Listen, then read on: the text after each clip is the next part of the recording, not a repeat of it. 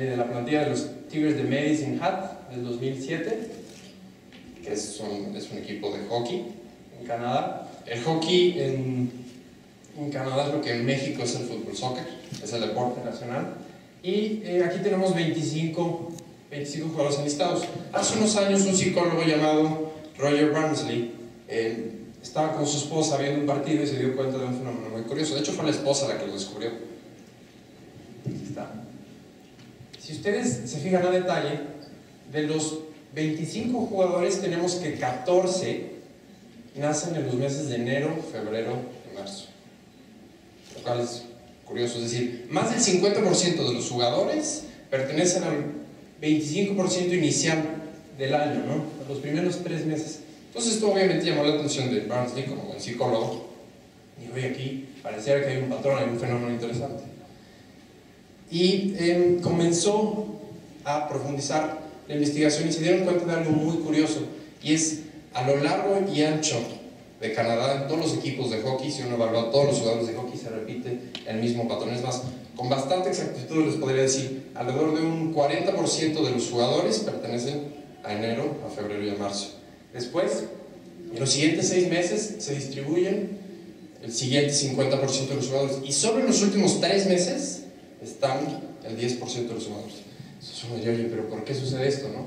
Y de hecho la explicación es bastante sencilla y tiene que ver con el sistema de selección de talento en Canadá. ¿Qué quiero decir con esto? Bueno, primero, ¿cómo funciona el hockey en Canadá? Alrededor de los 10 años se realiza el primer filtro. Entonces, como yo les decía, es un deporte muy popular.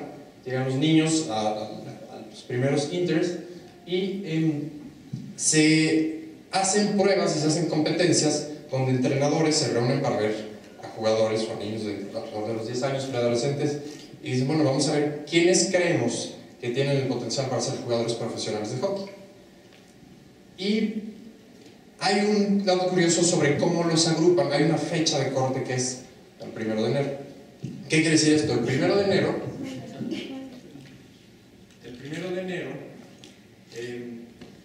del 1 de enero del 2013 al 31 de diciembre del 2013 entrarían toda una generación, todo un grupo de potenciales jugadores de hockey que van a competir entre ellos. Ahora, ¿qué sucede cuando tú pones a niños, en este caso preadolescentes, a competir si tienen una diferencia de edad de hasta 12 meses? Porque están de acuerdo, si son de enero, pues van a ser aproximadamente 12 meses más grandes que los que son de diciembre, ¿no? Bueno, en la preadolescencia una diferencia de meses sí supone una ventaja. Aquellos que nacen en enero, febrero y marzo van a ser un poquito más ágiles, o un poquito más grandes, o un poquito más maduros, o llevan un poquito más de meses jugando hockey. Y es esta diferencia la que hizo que sucediera este patrón. Y en el 2005, si uno evalúa esa lista, nos encontramos que el mes siguiente a la fecha de corte, sería agosto, era el mes que más jugadores tenían. Y el mes con menos jugadores era el que estaba más alejado de la fecha de corte. Ahora, vamos a ver qué sucede, por ejemplo, en el Reino Unido, en el fútbol europeo, lo que conocemos como fútbol soccer. Bueno, tiene una fecha de corte el 1 de septiembre, y en la década de los 90 se dan cuenta que el trimestre más cercano a la fecha de corte, que corresponde en este caso septiembre, octubre y noviembre, la mayoría de los jugadores corresponden, así que vemos sus fechas de nacimiento, corresponden a este periodo.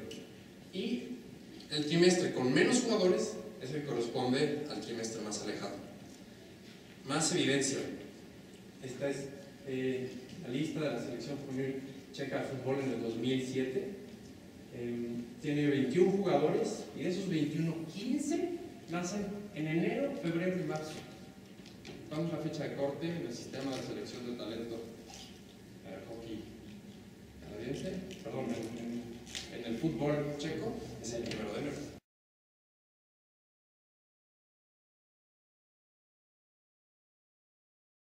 Cuando tú evalúas grupos de preescolar y ves a los niños que están en un mismo periodo, en un mismo ciclo, como en nuestro lado, como lo hacemos aquí, se ven tendencias entre aquellos que son más grandes en edad, van a tener por probabilidad mejores calificaciones y mejor desempeño, y aquellos que son más pequeños, que pertenecen al grupo de los jóvenes dentro del grupo, van a tener peores calificaciones. Uno pensaría que esta diferencia pues, es irrelevante, ¿no? Finalmente en algún punto de su educación se van a emparejar.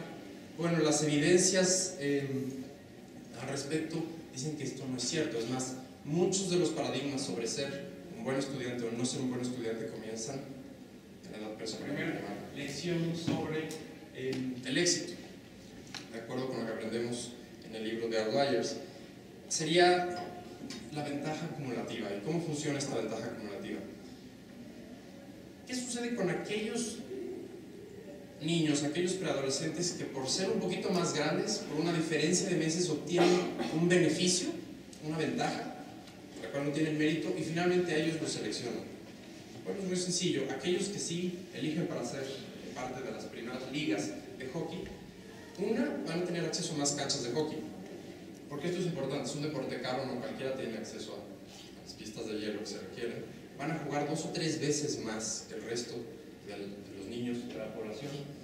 Van a tener acceso a entrenadores, van a tener acceso a programas de nutrición y van a tener todo el enfoque y todo el apoyo de la comunidad. ¿Y qué sucede? Lo que inicialmente era una ventaja de 8 meses, de 6 meses, van un poquito más grandes, un poquito más ágiles. Los entrenadores obviamente no se fijan en estas fechas de nacimiento, simplemente los ven interactuar y pues se dan por los que se ven un poquito más desarrollados, ¿no? Bueno, después de 6-7 años de jugar más, de tener más preparación y más entrenamiento, entonces esa diferencia pequeña se vuelve considerable. Alcanzan a ver qué hicieron estos niños para merecer estas ventajas. Absolutamente nada. Simplemente nacieron en enero, febrero y marzo. Y como el sistema que asigna estas ventajas hace fecha de corte el 1 de enero, aquellos que nacieron en ese periodo tuvieron el beneficio. Ahora yo sé que algunos están diciendo, oye, entonces, si importa en qué mes nacen mis hijos, pues para que nazcan en enero, febrero o marzo, cuando hay que ponerse románticos, es muy sencillo, es la primavera, marzo, abril o mayo. Pero en realidad no deberíamos estar pensando de esta manera, ¿no? Porque además cuestiones del cuerpo son complejas y el invierno es duro también. Entonces, ¿qué es lo que podemos decir sobre este sistema? Entonces, lo primero que vemos aquí, hay jugadores, hay estrellas en términos deportivos. O sea, nos encontramos con grandes jugadores y figuras y personalidades del deporte que son fueras de serie, en eso sí lo son. Tuvieron una ventaja así cuando eran niños y fueron acumulando ventajas, pero un día alguien les dio una oportunidad que no la merecían y fue el sistema. Esto es grave, y sobre todo lo que les decía en términos de deportes no será tan importante, pero cuando se trata de la educación de nuestros hijos, entonces es más serio, ¿no?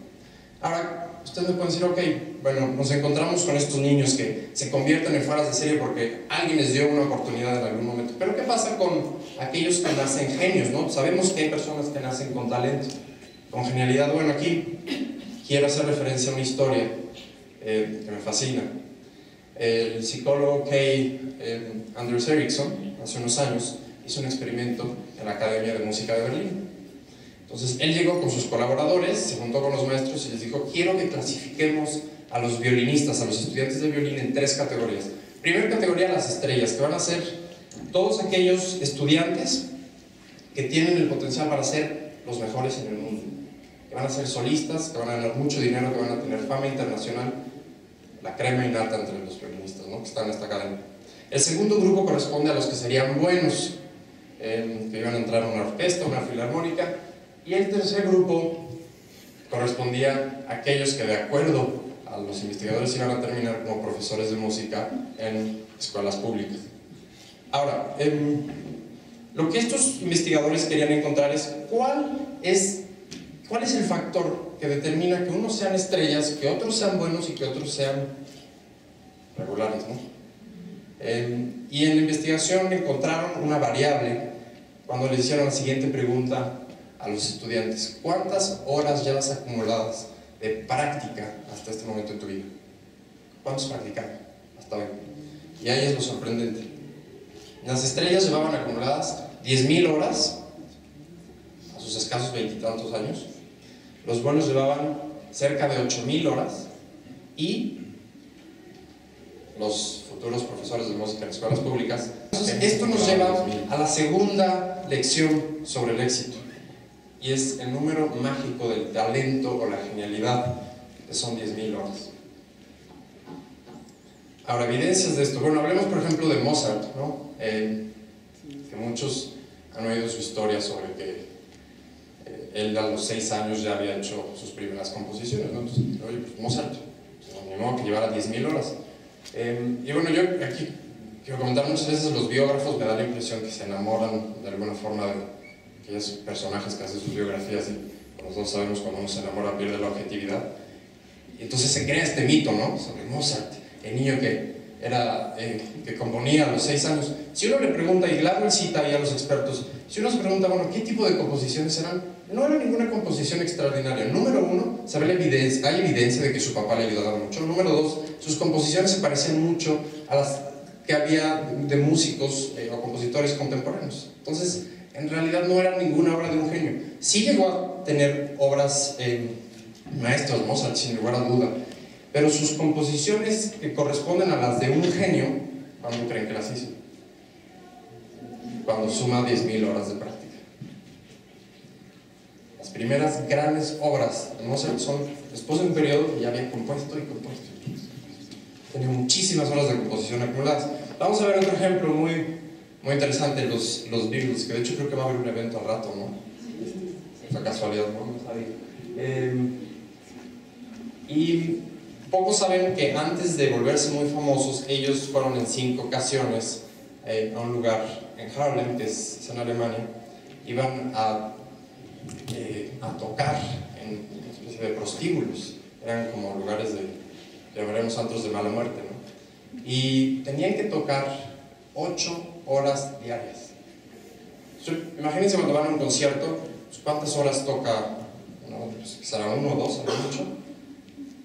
Y ellos tenían que tocar 8 horas diarias, lo cual era agotador, ¿no? Y yo me puedo imaginar, después de 2 semanas, porque además sabemos que en este tipo de lugares hay clientes frecuentes y recurrentes, han dicho, oye, pues ya se están cansando de escuchar los mismos temas de amor y de cortarse las venas y de que te extraño, ¿no? Pues hay que empezar a...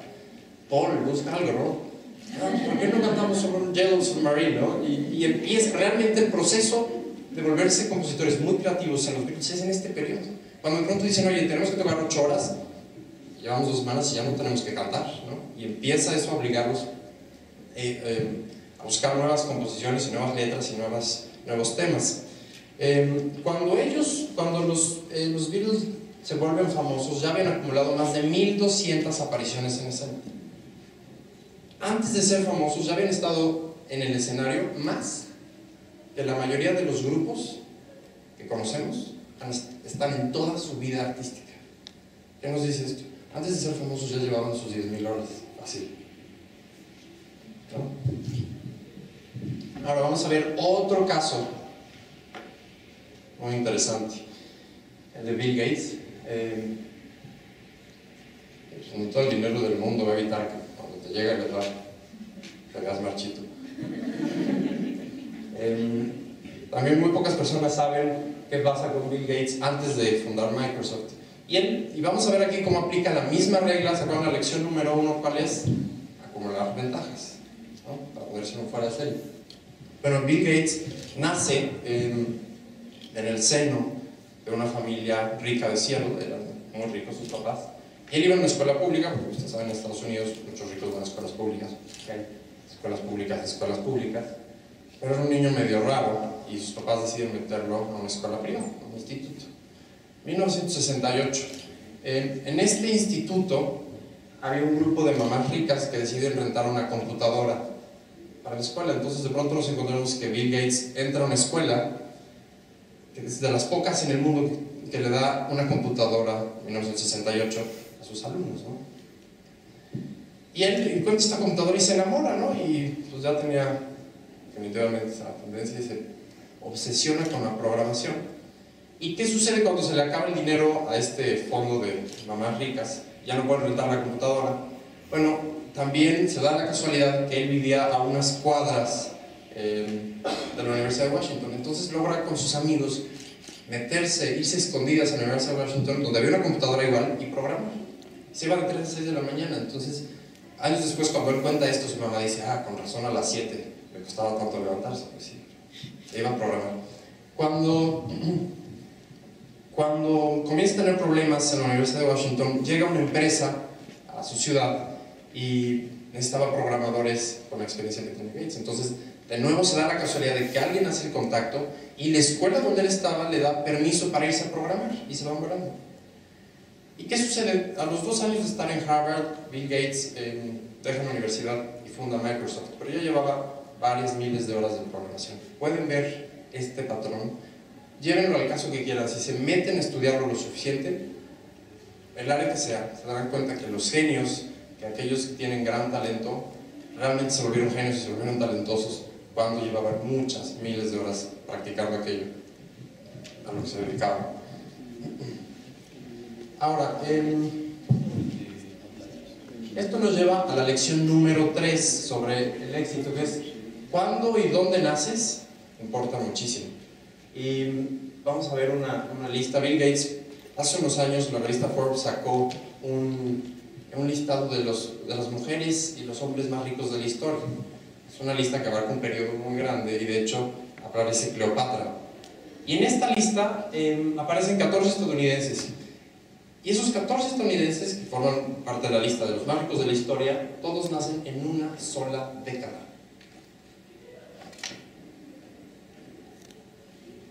¿Cómo? ¿No? Fue lo mismo que quien se dio cuenta de esto dijo, igual que los que descubrieron lo de hockey en Canadá, ¿qué está pasando? ¿No? Como puede ver, en una lista que abarca personas hace más de 1000 años, de esos 75 más ricos, 14 nacen en solo 10 años. Entonces, obviamente comienzan las investigaciones, y de hecho la explicación es bastante sencilla y es bastante lógica. Estas personas, ellos fueron los que en ese periodo, en su época, se volvieron los más ricos, pero hubo muchas personas que nacieron entre 1830 y 1840 que se volvieron extremadamente ricos o se volvieron muy ricos. ¿Y por qué? Porque esa generación, cuando llegan a la edad en la que llegan a ese punto en la vida en la que tienen mayor capacidad productiva, que podría decirse que es entre los 30 y los 60, 30 y los 50, varía un poquito. Su país, Estados Unidos, estaba viviendo una revolución económica, un desarrollo tremendo en términos de economía. Para que quede un poquito más claro, no es lo mismo haber nacido siendo un chino, por ejemplo, haber nacido a principios del siglo XX y que cuando llegas a la etapa productiva de tu vida, el camarada Mao esté convirtiendo al país en lugar comunista. No es lo mismo que ser un chino que nació hace 30, 40 años y que ahorita que está en el punto más productivo de su vida, su país está teniendo crecimientos del 10% anual. Sea un boom económico. ¿Quién tiene más oportunidades? Por supuesto que afecta. Pero para aquellos que dicen, bueno, todavía dudo si cuándo y dónde nazco tiene relevancia, consideremos a los nerds de nerds, aquellos que ahorita son los titanes, los dueños de las empresas de software más importantes del mundo. Bill Gates nace en 1955, Paul Allen, el segundo más fuerte de Microsoft, nace en el 53, Steve Ballmer, el tercero más fuerte en Microsoft, 56, Steve Jobs, fundador de Apple, nace en el 55, Eric Schmidt, que llegó a ser el vicepresidente de Google, uno de los titanes también de esta área, nace en el 55. Bill Joy, le llaman el Edison del Internet, él escribió Java, que siempre está pidiendo actualizaciones. Él reescribe Unix, por ejemplo. No es muy famoso, pero en Silicon Valley es más admirado que Gates. Bueno, nace en el 54. Scott McNealy, 54, otro de los titanes de Silicon Valley. Khosla, Sun Microsystems en el 55. Otra área del éxito, ¿no? Y yo estoy seguro que muchos aquí pensarán, bueno, algo que seguro te ayuda a ser exitoso es la inteligencia, ¿no? Es más intuitivo, ¿no? De hecho, aquí en la escuela, como que desde muy chiquitos empezamos a identificar quién es el inteligente o quiénes son los inteligentes de la clase, ¿no? Y algo que le damos mucha importancia es, de hecho, instituciones como esta pues te hacen pruebas psicométricas cuando quieres entrar, ¿no? ¿Qué tan capaz eres? Y aquí hay una historia muy interesante. A principios, justo después de la Primera Guerra Mundial, un psicólogo de la Universidad de Stanford, Louis Terman, decide hacer el siguiente experimento. Filtra con sus colaboradores entre 12,000 niños de California a los 1,500 más inteligentes. Encuentra a los 1,500 niños que tienen el cociente intelectual más alto. Y él dice, estos son la crema innata. Ellos van a pertenecer al 1 o 2% más exitoso de Estados Unidos. Y uno diría, pues sí, ¿no? Si son los futuros genios, pues sí, esperas que ahí salgan personas muy exitosas. Pero cuando pasan los años porque los estudian durante toda su vida y estudian su comportamiento y a través de la primaria, secundaria, carrera y años posteriores, se dan cuenta que ya que terminó su vida, estos 1,500 niños siguen la misma proporción de éxito que el resto de la población. Es decir, había un grupo de estrellas, sí, muy inteligentes, todos muy inteligentes, pero había un grupo de estrellas que eran muy exitosos, luego había un grupo muy grande de regulares o medianamente exitosos, y había un grupo enorme de aquellos que eran, en términos de los propios investigadores, fracasados. Y esto desconcertó muchísimo a Terman y a sus colaboradores, porque dijeron, oye, tenemos aquí a los genios, aquellos niños que tenían mayor capacidad intelectual y cognitiva, y vemos que esa variable no fue importante para que fueran exitosos. Entonces, ¿cuál es la variable? ¿No? Si no es la inteligencia, ¿qué es lo que hace diferencia? Ahora, encontramos investigaciones posteriores demuestran que hay una ley cuando se trata del IQ, y hay un umbral de la inteligencia. Es decir, tener muy poco IQ sí te perjudica para ser exitoso, y esto es lógico, ¿no? O sea, si no tienes la capacidad intelectual para comprender un mínimo de los fenómenos que suceden a tu alrededor, pues probablemente te va a dificultar trabajar con tu entorno. Sin embargo, llega un punto en el que ser más inteligente no hace diferencia, y está alrededor de los 120 puntos, que en teoría una persona que ya logró entrar a la universidad y que cursa con éxito sus estudios académicos en ese nivel de educación anda por este nivel, ¿no? Después de 120 no hace relevancia. Es decir, alguien que tiene un IQ de 130 contra alguien que tiene 195, los dos tienen la misma probabilidad en términos de IQ de obtener un premio Nobel. Es como en el básquetbol. Si ustedes se fijan, por ejemplo, Michael Jordan es considerado el mejor jugador de la historia, medía 1,95, cuando había jugadores que medían 2,20, 2,10, bastante más altos. Evidentemente, si mides 1,50, sí es una desventaja, lo pueden ver, pero llega un punto en que con que sea suficientemente alto, ya son otros factores y otras variables las que importan para que seas bueno. Lo mismo sucede con la inteligencia, y eso nos lleva a la lección número 4, es desarrollar los otros tipos de inteligencia y las otras variables que sí repercuten en ser exitoso. Pensemos un momento en algunas de ellas, y son muy intuitivas muchas. Disciplina o perseverancia, por ejemplo, ¿no? Tener visión, ser ambicioso. Quiero mostrarles aquí un experimento que se hace relacionado con el tema hace un tiempo en el Reino Unido, donde ponen, de un instituto muy prestigioso ya universitario, ponen a los alumnos a estas pruebas de divergencia, ¿no? Y les dicen, bueno, quiero que me digan los posibles usos de un ladrillo y los posibles usos de una manta. Por ejemplo, los de un ladrillo, hacer la compra, este es el alumno pool, hacer la compra cuando la tienda está cerrada, ayudar a sostener en pie las casas, para jugar a la ruleta rusa y mantenerse en forma al mismo tiempo, 10 pasos ladrillo en mano, media vuelta, el lanzamiento, prohibido toda acción evasiva. Para poner encima de la manta y que ésta no se caiga de la cama, para romper botellas de Coca-Cola vacías o llenas. Manta, para tapar una cama, para practicar sexo ilícito en el campo. Como tienda de campaña, para hacer señales de humo.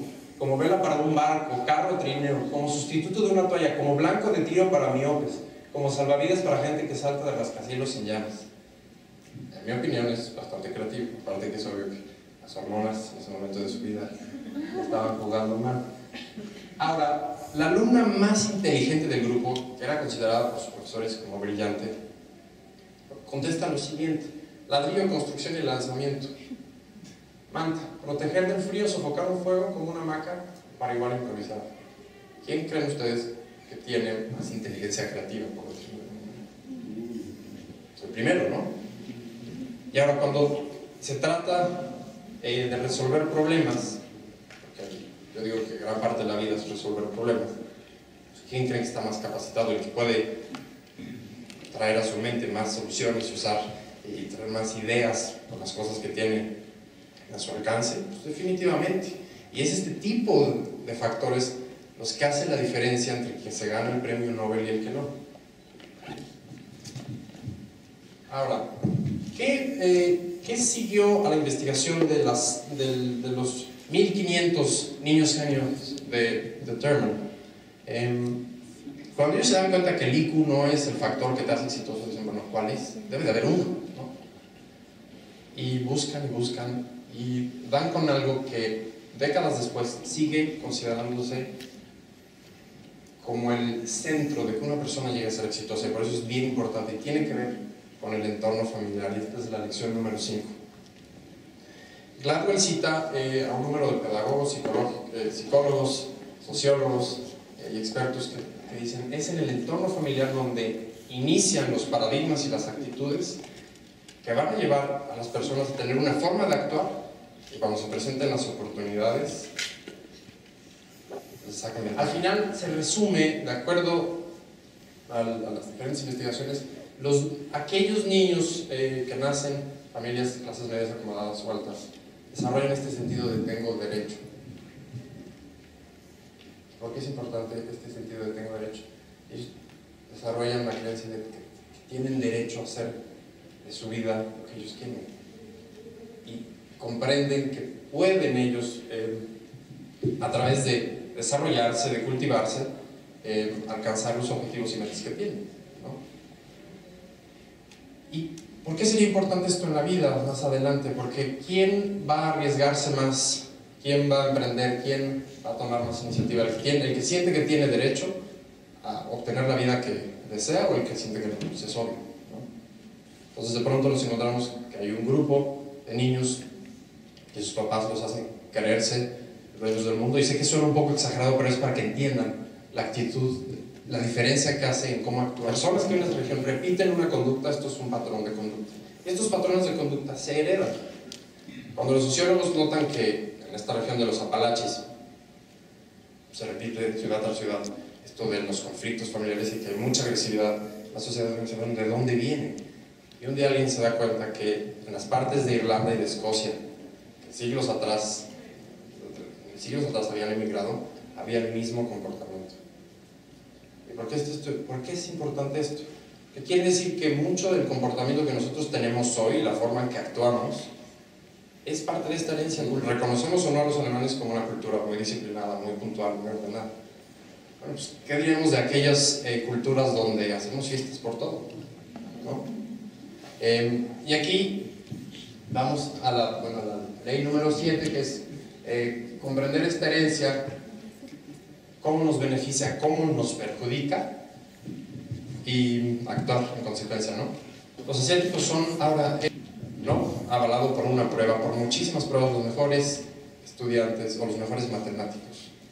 Su desempeño en matemáticas es un caso fuera de serie. Y de hecho surgen teorías sobre que tienen más desarrollado el cerebro. Incluso Gladwell cita algunas explicaciones que son realmente se demuestra que no tienen sentido. Y vemos que el hecho de que ellos sean tan buenos en matemáticas y que sean países tan exitosos tiene que ver con su herencia cultural. Y por eso vamos a hablar un poquito sobre el arroz y sobre culturas agrícolas. Durante muchísimos siglos las sociedades del mundo eran principalmente agrícolas, ¿están de acuerdo? ¿No? Y podemos encontrar tres culturas. Una cultura que se dedicaba, la cultura del maíz, que era principalmente aquí en América, la cultura del trigo, Europa principalmente, y la cultura del arroz, que correspondía a China, a los países al sur de China, Corea, donde ahorita están las dos Coreas, y luego eso llega también a Japón. Cultivar arroz es extremadamente complejo. De entrada tienes que poner y ahí viene la descripción del libro, no voy a entrar tanto detalle, tienes que poner un piso de arcilla, luego no puedes sembrar ahí los granos de arroz, entonces tienes que poner una cama de fango, pero tienes que poner diferentes tipos de granos de arroz porque hay que diversificar el riesgo. Si hay sequía, hay granos que son más resistentes, pero si no hay sequía, hay unos granos que se benefician de que haya más humedad y son más caros, ¿no? Si pones demasiado abono, es peor que no haber puesto. Si llueve un poquito de más, te puede echar a perder. Era extremadamente complicado. Y en consecuencia vemos, por ejemplo, si nos ponemos en la Edad Media, un campesino que se dedicaba a cultivar maíz o a cultivar trigo, trabajaba aproximadamente entre 1200 y 1500 horas por año. Bueno, un campesino del arroz trabajaba mínimo 3000 horas, o sea, el doble o triple. Por cierto, los recolectores de fruta en África, ni los mil. Todavía hay unas tribus que se dedican nada más a recolectar fruta de los árboles. ¿Qué implicaciones tiene esto? Bueno, pues ahora no nos debe de sorprender porque trabajan tanto si tienen heredado esta cultura, ¿no? Es más, ahí en el libro se hace la mención que un día un economista comparó las frases o los dichos de los campesinos rusos con las frases y los dichos de los campesinos chinos. Y los dichos de los campesinos rusos eran algo, siempre eran como, bueno, si nos va bien en esta cosecha es porque Dios quiere. Y se refleja mucho un paradigma. Mientras que los chinos tenían frases como 365 días del año, levántate antes del amanecer y la prosperidad de tu familia verás florecer. Que otra cosa interesante, que también hoy en día tiene repercusión, cuando, por ejemplo, los campesinos en Europa en la Edad Media, ellos realmente eran, que no se conocía como esclavitud, pero eran siervos de los terratenientes. Los dueños de las tierras les daban un sueldo fijo muy miserable, pues ellos tenían que trabajar como campesinos. Esto no podía suceder en China, por ejemplo, porque era tan complicado cultivar arroz que si no tenían una gran motivación los campesinos, simplemente dejaban abierto un ratito más las compuertas de sus mini empresas, se echaba a perder la cosecha. Entonces los terratenientes chinos se dieron cuenta que ellos tenían que crear esta serie de incentivos. Entonces, si tú eres un campesino en la cultura del arroz, tú pagabas una cuota fija, pagabas una renta al terrateniente, y si ese año te iba muy bien en la cosecha y lograbas cosechar más arroz, ese beneficio extra te lo quedabas tú. Entonces comienzan a desarrollar este tipo de meritocracia de personas. Sí. Ahora, ¿cómo se nota esto, por ejemplo, en las matemáticas? ¿Por qué son tan buenos en matemáticas? Porque son fueras de serie matemáticas. Bueno, parece ser que tienen otra gran ventaja, que es resultado de la herencia cultural, ¿no? Y tiene que ver con el hecho de cómo expresan las matemáticas. Por ejemplo, nosotros tenemos 11, 12, 13, 14, 15, y luego ya es como 10 y 6, como que los primeros no son tan intuitivos.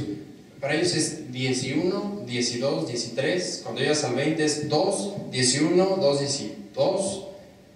Y entonces lo que se comprobó cuando se empiezan a hacer estas investigaciones de por qué son tanto mejor en matemáticas, es porque es mucho más sencillo para ellos aprenderlas.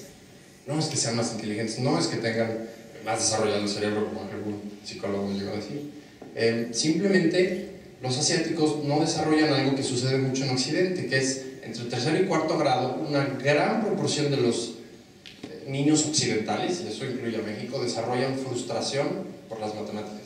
Porque uno es mucha memoria, porque además muchas veces soy 3/5 y se ha comprobado que para los niños no es tan intuitivo entender una fracción así.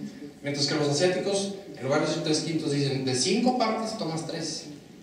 Pueden verlo. Entonces, ¿qué sucede? Cuando tú tienes un niño frustrado con algo, no quiere hacerlo. Los niños asiáticos tienen mucha menos frustración en las matemáticas, y si además le sumas una cultura de trabajo como la que tienen, el resultado es notable, ¿no? Ahora, aquí me quiero salir un momento sobre un ratito del libro de Gladwell para que reflexionemos entonces cuál es la herencia cultural que tenemos en México. Y hay cosas muy buenas, sí, pero creo que hay que enfocarse también, en este caso, en las que no son tan buenas.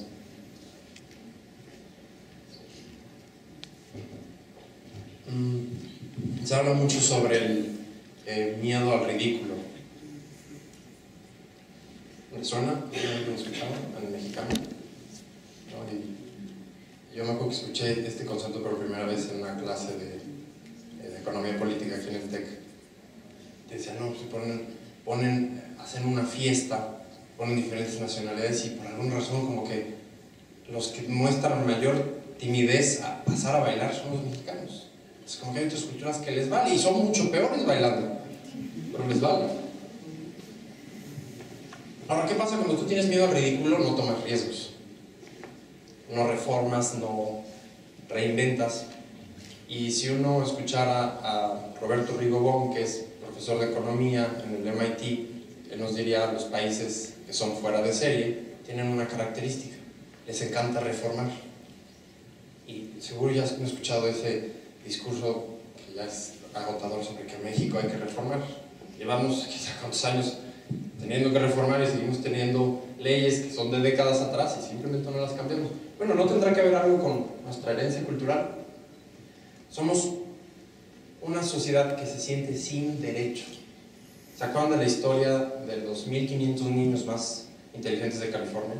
Y que cuando dicen cuál fue la diferencia entre ellos, qué los hizo tan exitosos, qué hizo que unos fueran exitosos y que otros fueran fracasados, el entorno familiar, y en el entorno familiar cultivar esta actitud sobre tienes derecho, bueno, parecía que en México no, mucha gente la tiene. Y eso que se refleja, por ejemplo, que la ciudadanía y la iniciativa civil ante el gobierno es súper pasiva. ¿De acuerdo? Entonces, veamos, por ejemplo, la obsesión con el pasado. Seguro también han escuchado esto. Hay que aprender del pasado. De acuerdo con Gladwell, hay que aprender de la herencia cultural, lo bueno y lo malo, pero tampoco te obsesionas con el pasado y utilizas tu pasado para no salir adelante y no progresar. Otra característica, y eso no solo es en México, es muy típico de América Latina. Complejo de inferioridad, un sentido de vulnerabilidad y cerrar el interior al exterior, no abrirse a nuevas ideas, esta tendencia a ser tan conservadores, tan herméticos, la pasividad, esa desesperada imitación de culturas exitosas. Pero los chistosos nada más queremos imitarlos en lo bonito, en cómo se visten y se ven bien, pero cuando se trata de meter las reformas y los cambios estructurales en cómo funciona la sociedad, sí no, el machismo. Y esto nos lleva a la lección número 8, que es, bueno, hay que construir una sociedad y una cultura que se enfoque más en crear oportunidades, ¿no? O sea, ¿cómo es posible? Y es lo que hay que pensar hoy. Hay personas que son muy exitosas, como Bill Gates, que lo son porque tuvieron una oportunidad que él no buscó. O sea, él no decidió nacer donde nació, en el año en que nació, en una familia rica. Ni siquiera decidió que lo metieran a esa escuela donde había una computadora. Y sin embargo, esas oportunidades que se le fueron presentando lo dejaron acumular ventajas. Que cuando llegó el momento histórico, él tomó y se convirtió en lo que hoy es. Lo mismo pasó con los Beatles. Oye, pues que te invitamos a tocar un lugar de mala muerte. Pues adelante, oye, necesito practicar, ¿no? Y toman la oportunidad y cuando después viene el momento de ser famosos, ya llevaban sus 10,000 horas. Pero como sociedad tenemos que pensar qué estamos heredando del pasado, de nuestros antepasados, y cómo nos hace eso actuar, y qué hay que cambiar. Y es más, cómo modificar esa herencia cultural para que abramos más oportunidades a otros, ¿no? Y aquí básicamente terminaría el libro de Gladwell, tocando estas dos áreas de las oportunidades y la herencia. Y yo quiero introducir un tercero que es muy obvio, que es la persona. Si no tienes a la persona, pues no hay un fuera de serie, ¿no? Si ahorita lo que aprendimos es, oye, pues aunque muchas de las personas exitosas presuman que ellos lo lograron, pues en realidad tuvieron muchísimas ventajas. Realmente el éxito tiene mucho que ver con el ecosistema, pero sí necesitas ser un tipo de persona que, dadas sus características, cuando se presentan las oportunidades y las ventajas, obtiene el beneficio, ¿no?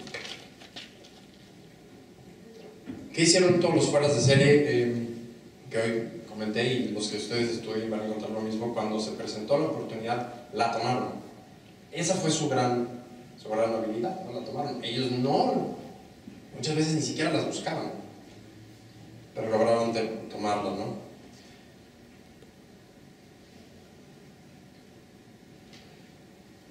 Ahora, creo que ya en este punto, pues queda un poquito más claro que el éxito es más complicado, ¿no? De lo que entendemos, y que responde a una serie de variables muy complicadas que se pueden resumir, por un lado, en oportunidades que se presentan y por el otro lado, las herencias que tenemos.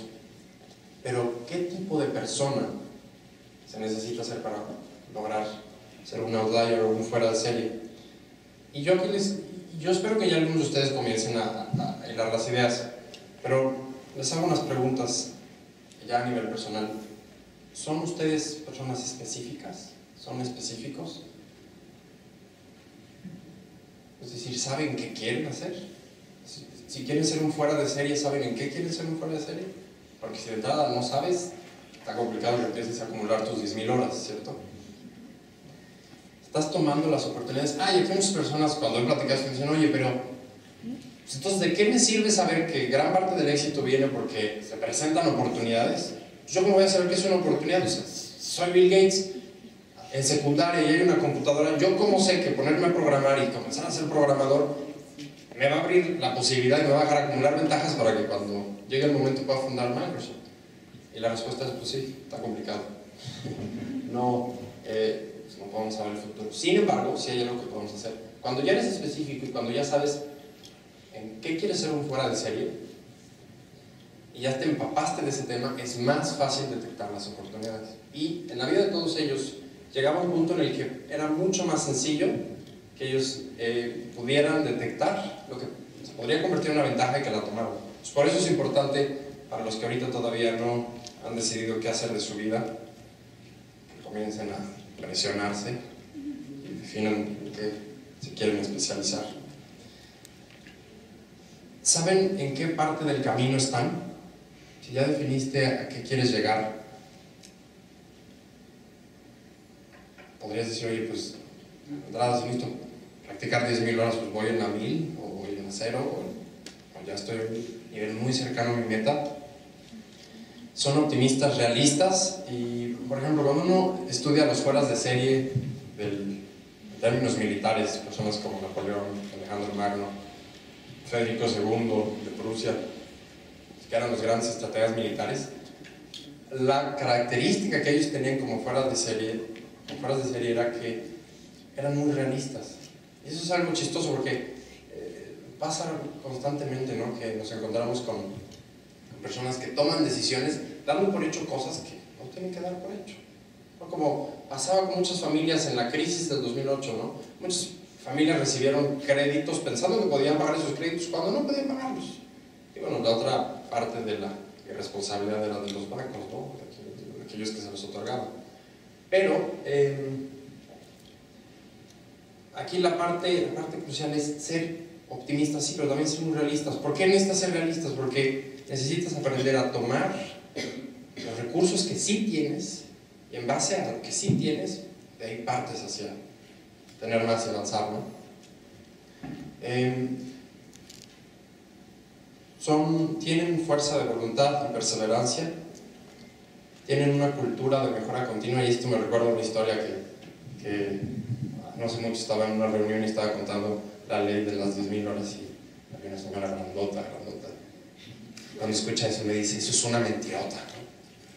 Me dice, mi esposo lleva más de 10.000 horas en la cama y no ha mejorado un carajo, güey. Y yo me quedé callado, ¿no? Entre que uno quiere controlar la imaginación. Y yo creo que ya vio que se me fue el color de la cara porque cambió el tema rápido, pero bueno, yo ya no quise hablar más de las 10.000 horas. Pero definitivamente no sirve de nada ponerse a hacer algo 10.000 horas si no hay una cultura de mejora continua. Y todos los fueras de serie así trabajaban, ¿no? Hoy es esto de programación, con eso que sé, siendo realistas, con eso que sí tengo, trabajo. El día de mañana pienso cómo puedo ser mejor que ayer. ¿Sí? Tienen, y esta es una pedradota para los que somos mexicanos, tenemos una visión de mediano y largo plazo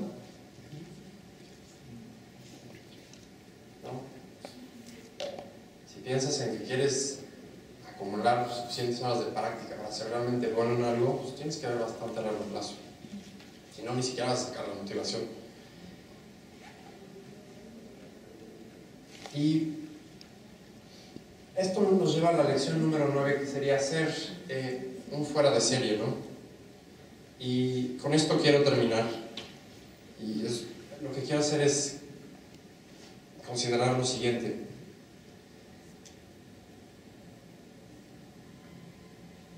Realmente, ¿cuántos de ustedes consideran que el resultado final de su vida, porque estén ya en su lecho de muerte y hagan esa evaluación que dicen que se hace cuando están en ese punto,